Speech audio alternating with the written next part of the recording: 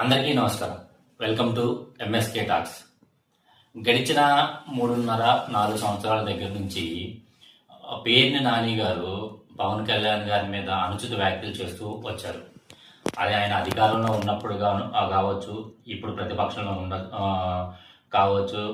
ఆయన మీద అసలు పవన్ కళ్యాణ్ గారు బహిరంగ సభలో మీటింగ్ పెట్టినప్పుడు కానీ, లేదా ఏదైనా ఇంటర్వ్యూలో కూర్చొని ఒక విషయం మీద ప్రస్ఫుటంగా వివరిస్తున్నప్పుడు కానీ, ఆయన అసలు ఆ మీటింగ్లో ఆయన ఏం చెప్తున్నాడు, మీటింగ్ కూడా అవ్వకముందు లేదా ఇంటర్వ్యూ మధ్యలో ఉండి కూడా అసలు ఆయన ఏ విషయం మీద మాట్లాడుతున్నాడు, దేని గురించి మాట్లాడుతున్నాడు, దేని మీద ఎటువంటి వ్యక్తులతో మాట్లాడుతున్నారు అనేది కనీసం ఆ మీటింగ్ అవ్వకముందే ఒక మంత్రి అంటాడు, పోలవరం మీ గడిచిన 5 సంవత్సరాల్లో పోలవరం ఎక్కడి వరకు అయింది అని అంటే, పోలవరం ఇప్పట్లో అవ్వదు.